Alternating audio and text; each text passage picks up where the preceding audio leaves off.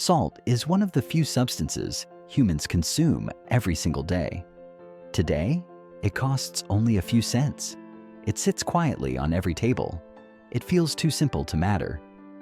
But 2,000 years ago, people were killed for it. The Roman Empire was built not only on steel and blood, it was built on sodium, on salt. Salt was the wage of Roman legionaries. Salarium. That is where the word salary comes from.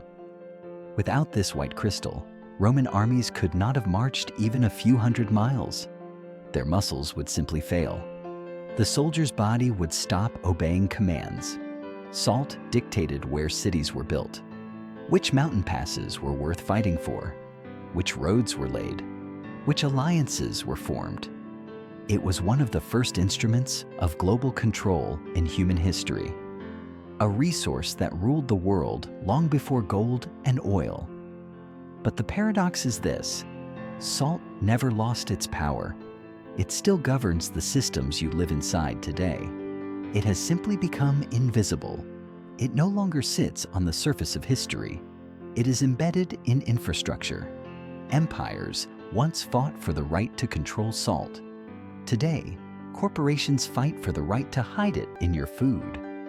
In this video, we will examine how the simplest substance became a foundation of power and war, and why what Rome paid fortunes for now collects its price from our health.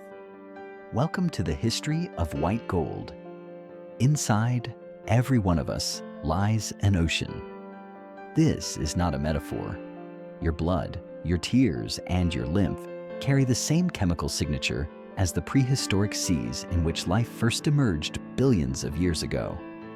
We came onto land, but we carried that ocean with us, sealed inside our cells. Salt is not just a seasoning in a shaker. It is a biological code for survival. Inside every cell of your body works the sodium-potassium pump, a microscopic mechanism that creates an electrical gradient. It is what turns chemistry into electricity. Without it, nerve cells fall silent. The brain cannot send a signal to the hand.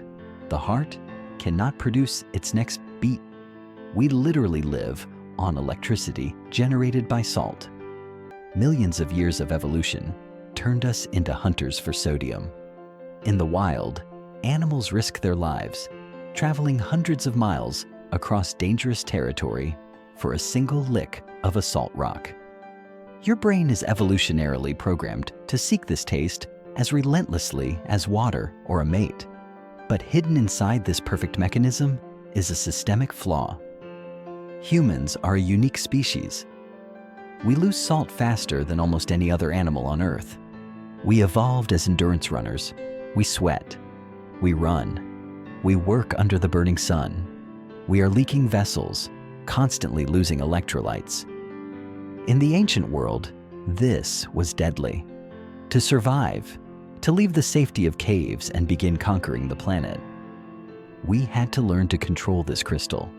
And at that moment, a simple biological need stopped being a private problem of the body. It crossed its boundaries.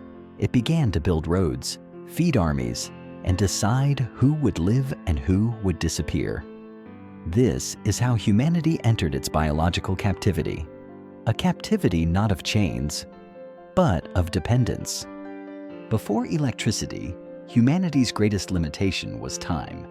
In a world without refrigeration, any kill, whether a mammoth carcass or a catch of fish, would turn into poison within hours. Not food, but disease.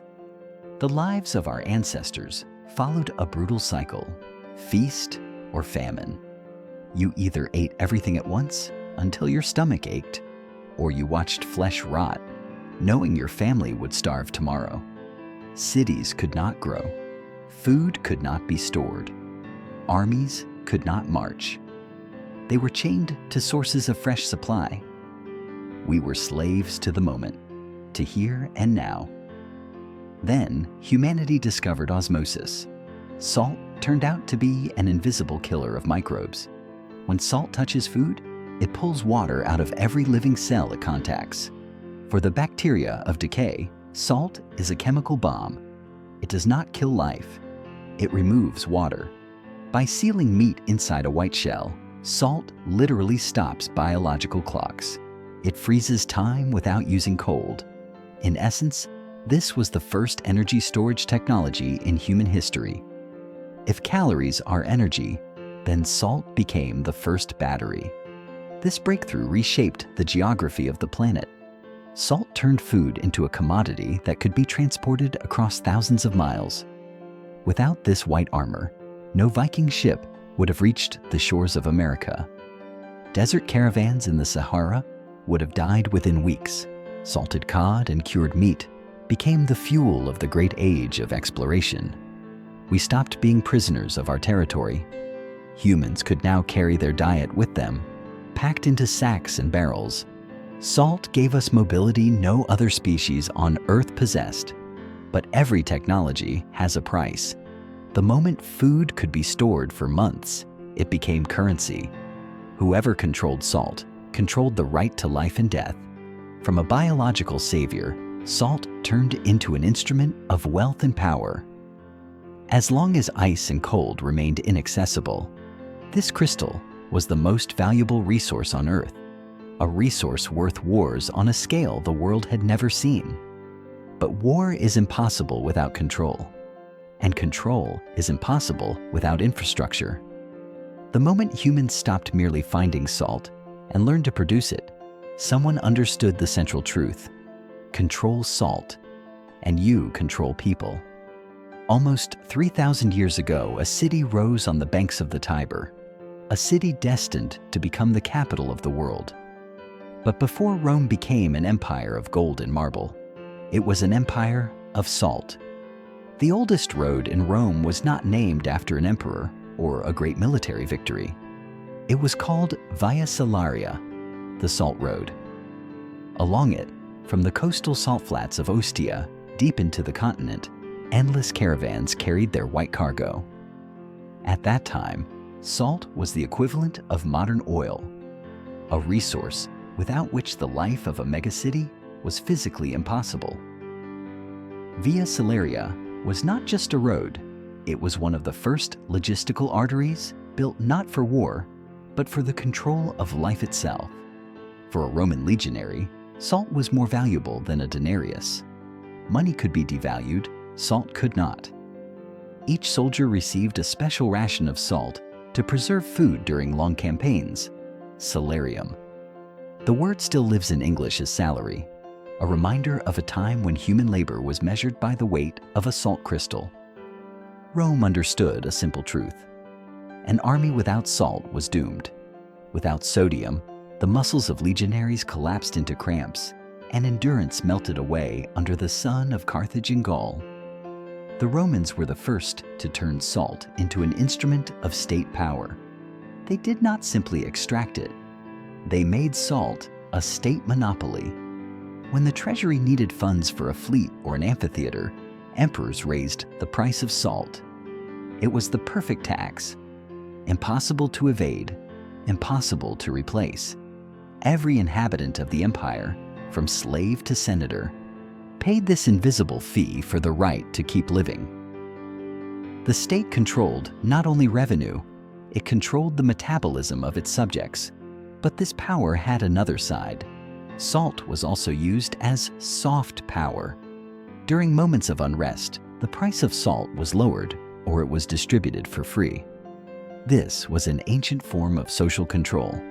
Temporary fullness in exchange for silence. Dependence on this resource made the system fragile. Any disruption in supply from the mines of Iberia or Dacia sent shockwaves through the entire empire. Rome left the world a simple lesson. Power is not only swords. Power is control over what lies on every subject's plate. This principle outlived Rome, and in the centuries that followed, it would grow even more brutal, turning white gold into the cause of some of the bloodiest uprisings in history. With the fall of Rome, the world descended into darkness. But the value of salt only increased.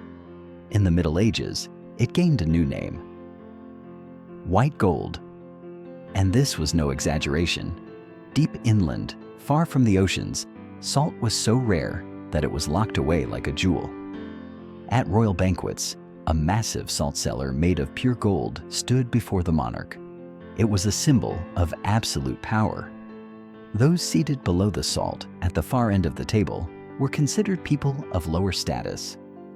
This crystal literally divided society into classes. Salt extraction became a brutal industry. Life in salt mines was short. Caustic dust destroyed the lungs and skin of workers within just a few years. Kings and the church considered these losses acceptable. Salt generated revenues comparable to those of entire provinces. The city of Salzburg, literally Salt City, rose on the wealth of its mines, becoming an economic and spiritual center of the region.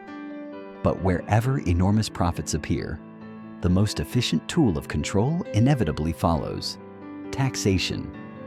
In France, this mechanism reached its extreme form and became known as the gabelle. The state did not merely tax salt, it forced every citizen over the age of 8 to purchase a fixed quota of salt at an inflated price. Using privately owned salt to cure meat without permission was punished by prison, the galleys, or death. For illegal salt trade, smuggling, people were mutilated. A basic biological necessity was transformed into a guaranteed source of income for the elite. The gabelle became one of the factors that destroyed the French monarchy.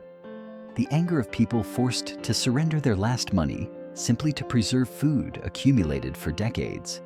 Historians agree, the French Revolution was fueled not only by bread shortages, but by hatred of the salt tax. France was not an exception. From the salt riot in Moscow to India, where Mahatma Gandhi led his famous salt march. Britain forbade Indians from collecting salt from the ocean beneath their own feet, forcing them to buy it from the empire. Gandhi simply picked up a handful of sand and salt from the shore, and that gesture shattered colonial control. We like to believe those times are over. That salt is no longer an instrument of power. But in the 21st century, the rules did not disappear. They changed. We no longer fight for the right to possess salt. We have become victims of its excess. In the past, salt scarcity built empires. Today, salt abundance destroys bodies. The principle is the same, only the form has changed. In the 21st century, the battle for salt ended in unconditional surrender. We no longer search for it. It surrounds us. The modern food industry carried out the largest hack of human biology in history. By exploiting our evolutionary fear of scarcity, corporations turned salt into a tool of dependence. When you bite into fast food, your brain receives a signal from deep in the past. This is valuable. This is rare. Eat more. But this is a lie. We live in a world with more salt than ever before, while our DNA still operates under the logic of eternal shortage. Food technologists use a term, the bliss point. It is a mathematically calibrated concentration of salt, sugar, and fat at which the brain's dopamine system reaches peak response. This is not intuition, not guesswork. It is precise calculation tested on millions of consumers. Here, salt works not only as a flavor enhancer, it works as an invisible sensor. It blocks bitterness receptors on your tongue. This allows the use of the cheapest raw materials, ingredients that on their own would be unpleasant to eat. This is a biological hook that makes you buy the product again and again. Around 75% of all the salt you consume does not come from a salt shaker. It is hidden where you do not expect it, in bread, breakfast cereals, and even sweet drinks. It is not there for taste. It is there so that you cannot stop. The price of this hack is a quiet epidemic. A body evolved to preserve every grain of salt is now drowning in excess. Sodium forces the body to retain water, turning blood into a heavier flow. Blood pressure rises. The vascular system operates at its limit. Hypertension, strokes, and kidney disease? This is the price we pay for handing control of ancient instincts over to marketing. We have become the first species in history to die not from a lack of salt, but from the inability to refuse it. We traveled a long path, from worshiping this crystal to completely losing control over it. But in this chaos of consumption, we forget one important thing. Salt is not only poison, and not only currency, it is a substance that binds us to the very foundation of the planet. And to understand this dependence fully, we must return to where it all began, to the ocean. If we strip our history of tax wars, the shine of golden salt cellars, and modern marketing traps, only one thing remains: a small white crystal that carries the memory of the earth itself. We are used to thinking of salt as something ordinary, but every crystal you touch today is older than humanity. It is the inheritance of oceans that evaporated hundreds of millions of years ago, condensed time, left behind for us. In ancient cultures, salt was called the tears of the gods. It purified temples, sealed oaths, was placed in the cradles of newborns. People understood intuitively, salt is the opposite of decay, a symbol of what does not disappear. In a world where everything is born and dies, salt remains unchanged. It is a biological anchor that holds us in this world, and a bridge to the primordial chaos from which we emerged. We have traveled a long path with this mineral. We built empires upon it, paid legions with it, and allowed it to erode our health. We tried to tame salt, but in the end, it was salt that changed us and the shape of the planet along with us. The next time you reach for a salt shaker, pause for a second. Look at those small white crystals. Within them are the taste of the ancient sea, the footsteps of Roman legions, and the cries of French revolutionaries. We do not simply consume salt. We exist inside a logic it set in motion millions of years ago. And perhaps this is the simplest foundational principle of our civilization. The history of white gold is full of uncomfortable questions about our freedom and our dependencies. And if you want, not just to consume information, but to understand the hidden mechanisms that govern the world, stay here. These stories exist as long as they continue to be heard.